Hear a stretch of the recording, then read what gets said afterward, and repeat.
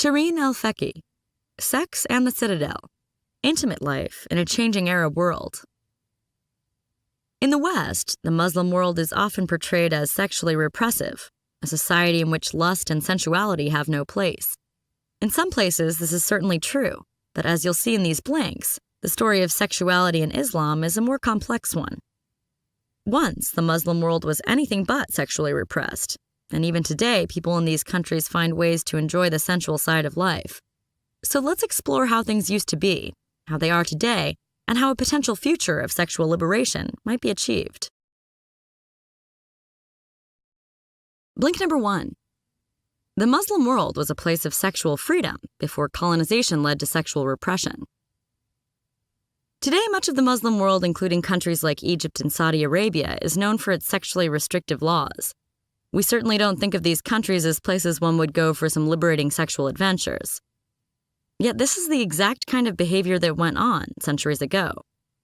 The Muslim world was a place where sexual freedom was celebrated. Indeed, in 1849, French author Gustave Flaubert traveled throughout Egypt to indulge in the sexual pleasures on offer. Flaubert traveled along the Nile and went from brothel to brothel, where he enjoyed music and dancing, as well as the many women offering their services. And it wasn't just women.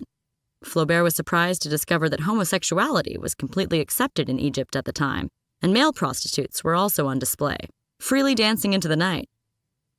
This sexual liberation would soon come to an end, however, as the effects of colonization led to Muslim cultures changing their ways and repressing sexuality. The kind of freedom that Flaubert experienced in the Muslim world was the end of a cultural peak that began in the 14th century. This ending came during the 19th and 20th centuries, as the Western world became more dominant and started colonizing parts of the Muslim world. After losing some decisive battles, Muslims started suffering from what the Egyptians refer to as uqdat al-Khawaga, which roughly translates to foreigner complex. This sense of inferiority can be traced back to 1798, when Napoleon's army crushed the Egyptian forces, and it reached its peak in 1882, with the British occupation of Egypt. This led to a cultural movement in the Muslim world that blamed these losses on their society's loose sexual morals and homosexuality. A prime example of this movement is the founding of Egypt's Muslim Brotherhood in 1920. The Brotherhood viewed a return to the repressive Sharia law as the only way for Islam to regain its former greatness. These restrictive morals continue to dominate Muslim culture today. Blink number 2. Sexual repression leads to unsatisfactory sex, but luckily, some Muslims are prepared to break taboos. For Westerners, it can be hard to imagine growing up in a culture that doesn't talk about sex or offer sex education in schools. But if you can picture this kind of repressive environment, then it shouldn't seem surprising that Muslims tend to have unsatisfactory sex lives as a result. And it's women who suffer the most in this repressive culture. In 2006, gynecologist Am El-Nashar interviewed and examined 1,000 married women in Egypt, and the results showed that 70% either suffered from sexual problems or were unhappy with their sex lives. The study also revealed that 50% of the problems were related either to a lack of desire or an absence of orgasm. A third of the participants also stated that intercourse was generally painful for them. Another big problem in Egypt is sexual abuse. Around 10% of all married women have reported being sexually abused by their husbands. But there is hope that these sad statistics may improve. In 2006, a talk show called Kalam Kabir, or Big Talk, began a weekly broadcast through a private satellite channel in Egypt. The hour-long show is hosted by sex therapist Hiba Kotba, who openly talks about many of the taboo subjects that Muslims find confusing or shameful, including internet porn, oral sex, and wedding night anxiety. Kotba also has a private counseling practice to help couples overcome difficulties in their sex lives. She has found that many couples have no knowledge of even basic sexual anatomy, and that most men don't know how to pleasure their wives. But most importantly, there is simply an overall lack of communication between partners. Blink number 3.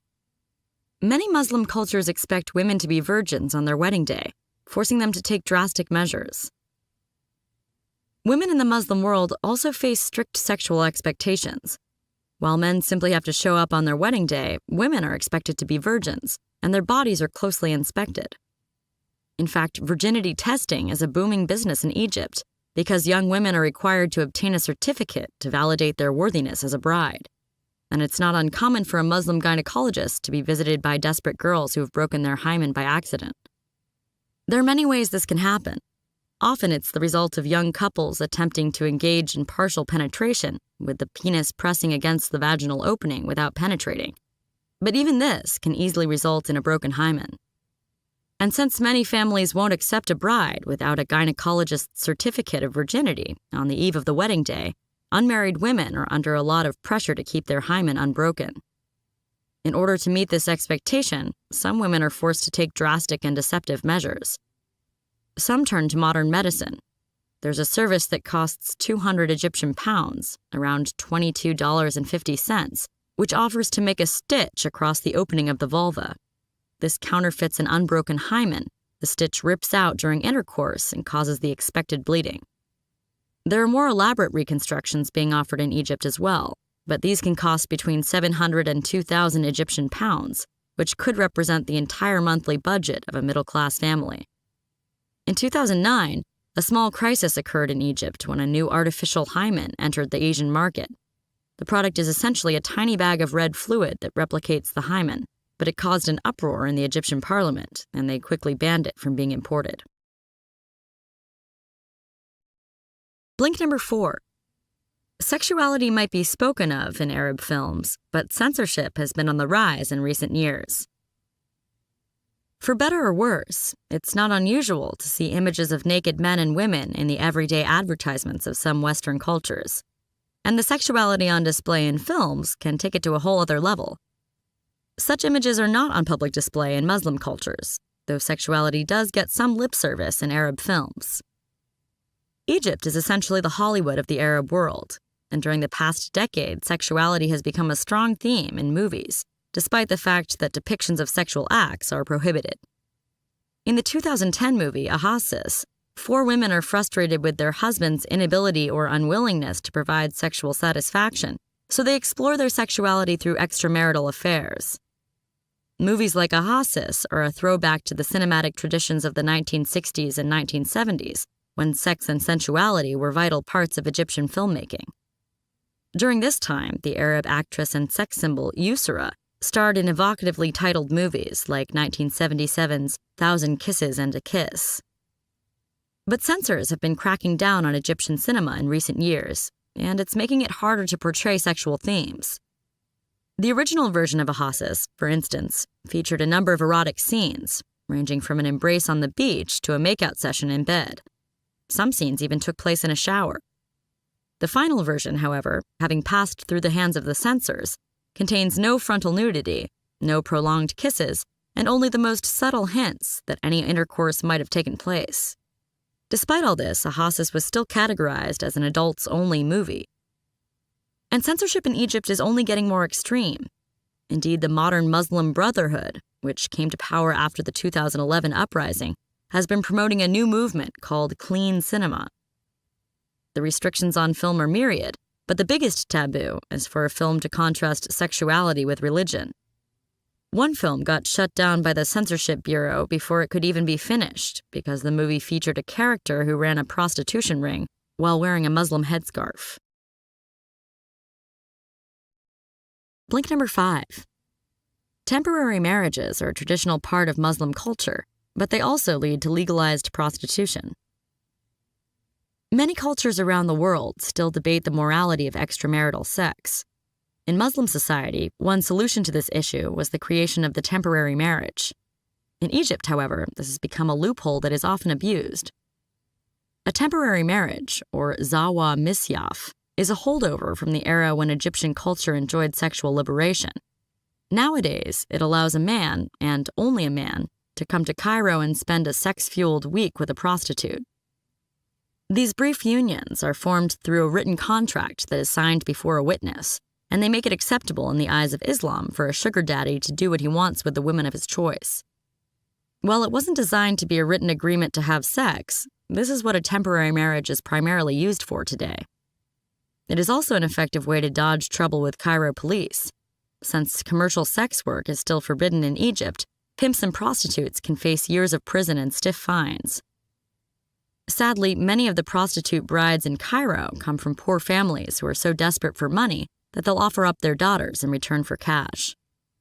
This is what happened to Samia, who lives in a small house with her parents, grandparents, and siblings.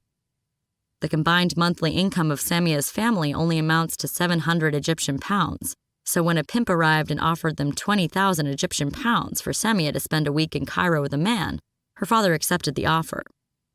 Samia lived with the man for 1 week and spent most of it in bed. When she returned, she was saddened by what she had to go through, but she was also relieved that her family now had the money to live more comfortably for the next several years. Blink number 6. Homosexuality remains an unspoken taboo in Muslim societies, leading to different reactions in the gay community. One simple indicator of how taboo something is in a specific culture is if they don't even have a word to describe it. This is more or less the case for homosexuality in today's Muslim world. While lesbian, gay, bisexual, transgender, and many other terms have become commonplace in Western society, most of these words don't translate in Arabic. In fact, most of the Arabic terms that describe different sexual preferences are used in a derogatory manner. For example, Kawal is an insult that refers to a man who performs the male role in a homosexual relationship, and ilk is a derogatory term for the man in the female role. And the word shaz is being used by younger generations to call someone a sexual deviant. There are also new words being introduced for homosexual men and women, such as mithli, which is the masculine term, and mithliya, which is feminine. These words derive from the Arabic word for same, but mainstream Muslim society is proving slow to accept them. This semantic bigotry has led to differing responses from gay men in Muslim society. Hisham is a gay man who's been married for 15 years and has 2 children. He nonetheless has managed to maintain long-lasting sexual relationships with men. The attitude toward homosexuality forces Hisham to lead a double life. He keeps his 2 worlds separate. He tells no one about his sexuality and must act differently with his family than he does with his male lovers. Other members of the LGBT community find that Muslim society's tendency to turn a blind eye to sexuality is beneficial. The artist Anwar lives in Cairo, and he appreciates the fact that in Egypt, he can simply be seen as a male artist while keeping his sexuality out of the equation. In Europe, Anwar tends to feel constricted by the gay label that is placed on him and becomes the lens through which people view him and his art. Blink number 7. There are ways for the West to help promote positive change in Muslim society without controlling the process.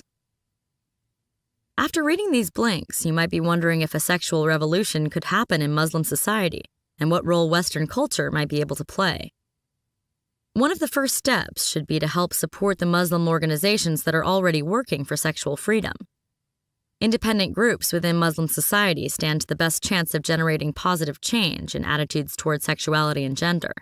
And there are already many organizations out there doing great work. Sadly, however, they depend on funding that their governments refuse to provide. So funding is a great way for people in the West to help. For instance, people in the United States donated $65 million to Egyptian charity organizations following the 2011 uprising. This money can go a long way to help promote democracy, free speech, and the importance of sexual education. What's more, supporting Muslim organizations often works out better than supporting a Western-based group. US and UK aid organizations often keep funds from getting to those in need by refusing to help Egyptian civil groups if they don't meet their standards of progressive sexual rights. However, if these organizations were that progressive, it would make them targets for radical Islamists. So the West needs to accept that Muslim societies don't need to adopt Western standards in order to make progress toward reform. Another problem is the counterproductive insistence that Muslim societies become secular. This demand has led to Western agencies cutting funds for civil organization after the rise of the Muslim Brotherhood. But what these agencies don't see is that many of these organizations are largely independent of government politics, and they're hard at work for causes like democracy, HIV prevention, and family planning. After all, history has shown us that Islam isn't what's standing in the way of a sexually emancipated culture. 14th century Islam was a hotbed of liberated sensuality, and there's a good chance that Muslims will rediscover these roots as the revolution continues. You've just heard the blinks to Shereen El Feki's Sex and the Citadel. The key message in this book is that Muslim societies are not inherently sexually restrictive. In fact, just a few centuries ago, the Muslim world was much more progressive than the West. And despite the crackdown of religious fundamentalism in many countries, there are still many reasons to remain hopeful that sexual education and liberation will rise once again. Here's some advice you can take action on. Talk with someone from a different culture about sexuality. Afraid of breaking a taboo? Aren't we all? But it's only by discussing controversial topics and being open to different opinions that societies can evolve and change. Well, before you leave, don't forget to subscribe to Books in Blinks and leave your thoughts in the comments section below. Also, check out the other titles in our playlist.